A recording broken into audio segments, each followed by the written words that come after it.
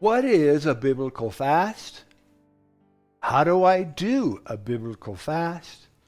How do I even begin a biblical fast? I'm Pastor Steve. Our church is La Viña de Gracia in La Caleta, Colombia, just outside the capital city of Bogota.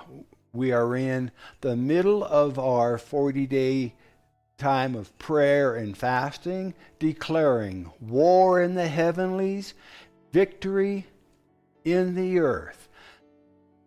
Thank you for following with us.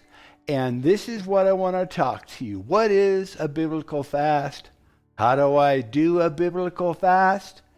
Where do I even begin? Always lots of questions. So I want to share with everyone some practical tips and comments on fasting, and in particular, some things that I do personally. I generally have several calendar dates and events that I like to refer to when starting my fasts. I like to start on the first day of a month. And then this makes it very easy for me to know exactly what day of my fast I'm on. In other words, if the date is the 5th of the month, then I know that I'm on my 5th day of fasting. If the date is on the 12th, then I know that I'm on the 12th day of my fast, and so on. I also like to pick a special day or event to begin my fast, especially the longer fasts. Now, I like to start on January 1st because it's the beginning of a new year, and fasting is a great way to kick off and set the tone spiritually for the incoming year. I also like to use my birthday to start my fasting. It is obviously an important date for me, and although it does make it a little more complicated to track the actual days that I have been fasting, you can use any date or special event that makes sense to you.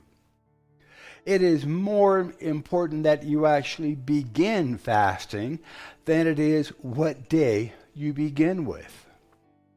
Another thing, and this may sound gross or out of place, but even though you are fasting and not eating solid foods, be sure that you remember to brush your teeth regularly, maybe more often than you normally would.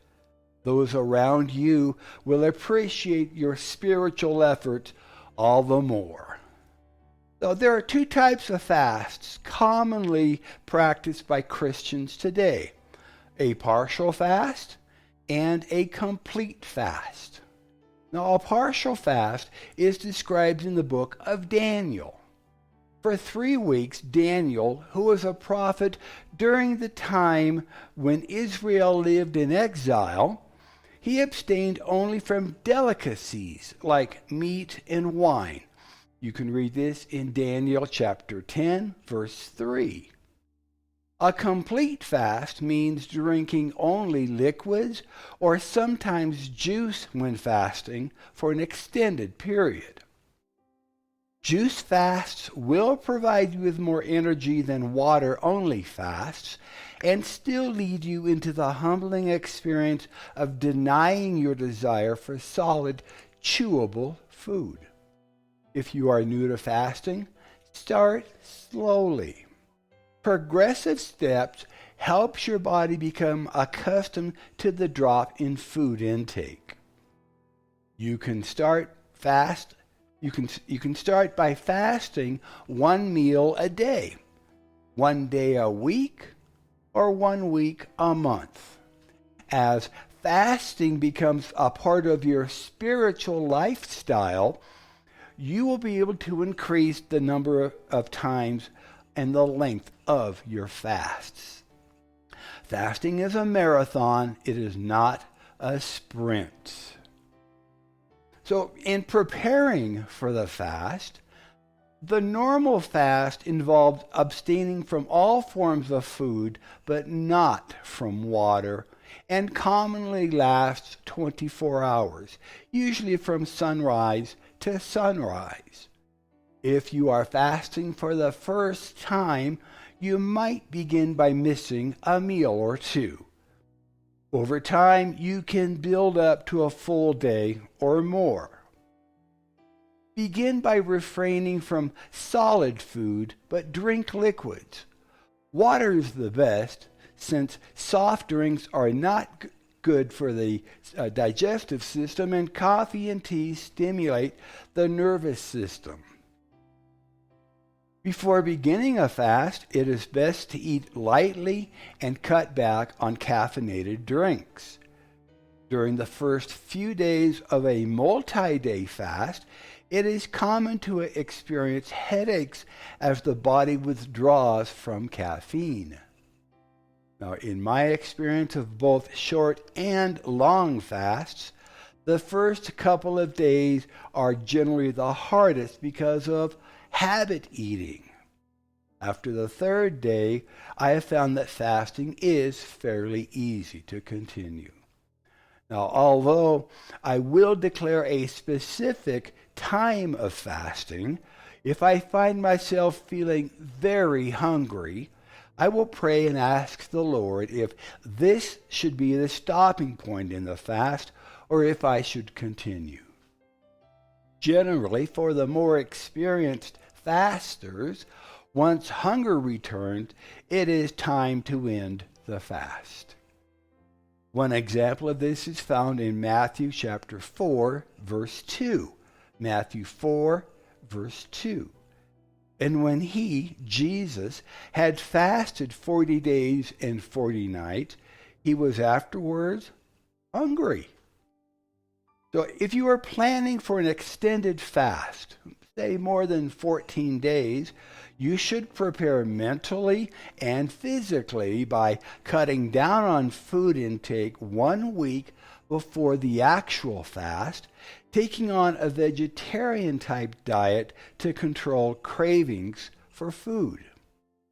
Reduce your intake of beverages like coffee, tea, and soft drinks as well.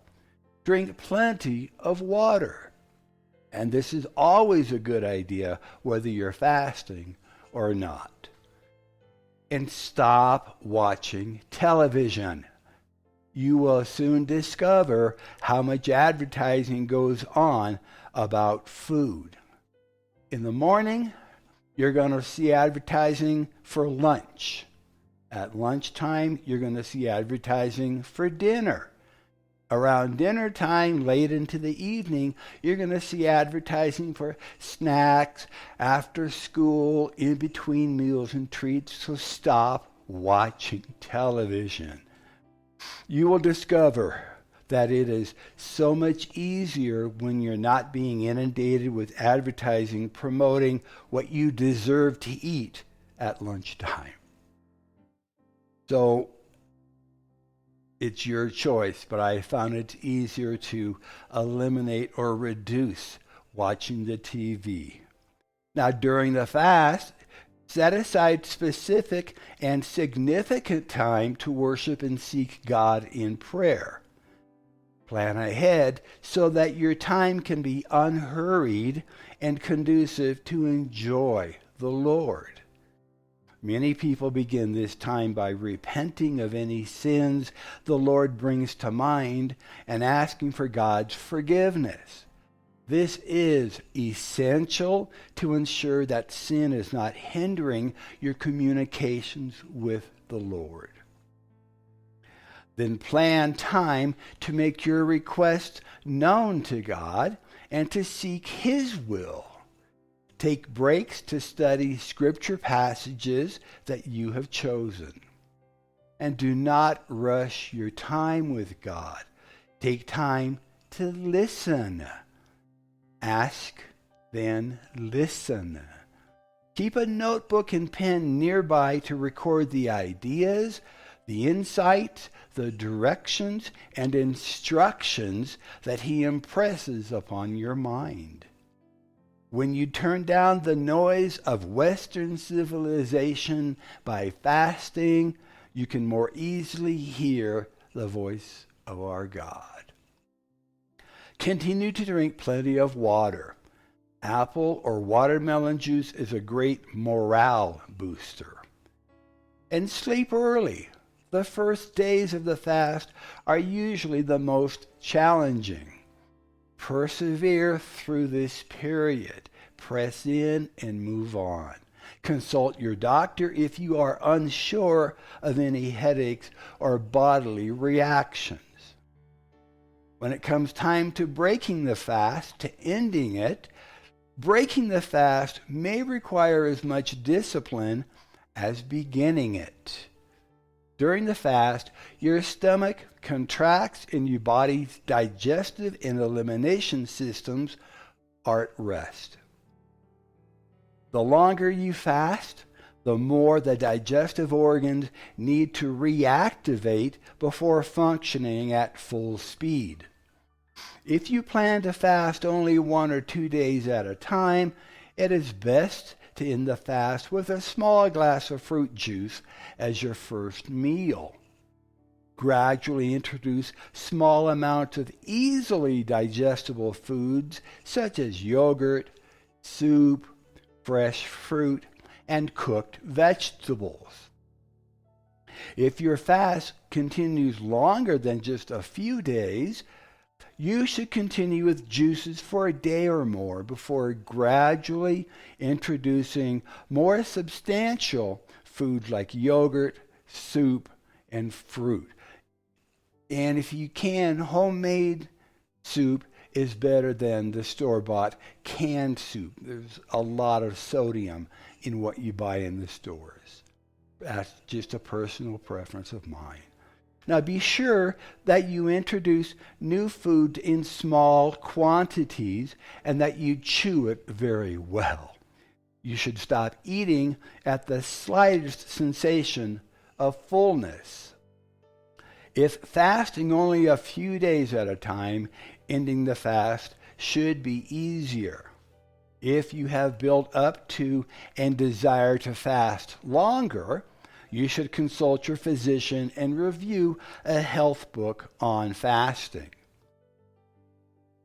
Now, according to the Food and Nutrition Encyclopedia, for healthy individuals, and this is a quote, for healthy individuals, no harm results from short-term fasting. End of the quote. The average person can go without food between 21 and 40 or more days before the body begins to eliminate vital tissue, called starvation. I'm going to read that. I'm going to say that again. The average healthy person can go without food between 21 and 40 or more days before the body begins to eliminate vital tissue. If you have underlying health issues such as pregnancy, anemia, behavioral disorders, or other chronic health problems, you should never fast without consulting a physician first. So, what if you fail at fasting? What if you get partway through and grab a meal? Well, fasting is a marathon, not a sprint. It takes time to build up your spiritual fasting muscles. If you fail to make it through your first fast, don't be discouraged. You may have tried to fast too long the very first time, or you may need to strengthen your understanding and resolve. Keep trying until you do succeed. God will honor you for your faithfulness.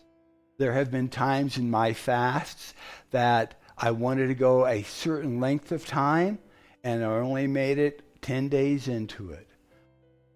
Just continue, or maybe that's the right time to stop your fast. Start again fresh a week or two later. Pray about it and declare the time. It's not a competition. It is a marathon. God will indeed honor you for your faithfulness. So in conclusion, fasting is a way God's people have humbled themselves before him for more than 3,000 years. Jesus, David, and many other followers of our God have gone without food for a little while to worship and pray to the one who supplies all of our needs. You will be in good company along your dedicated time of prayer and fasting.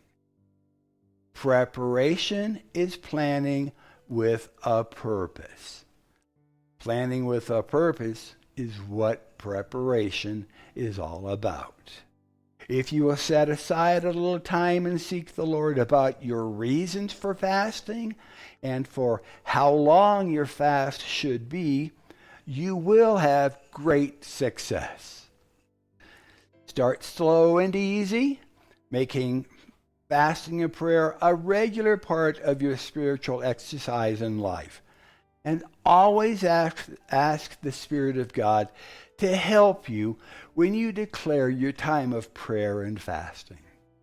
So I'm Pastor Steve, and may the Lord richly bless you, prosper you, and keep you safe as you follow hard after him. Until next time, we'll see you then. God bless.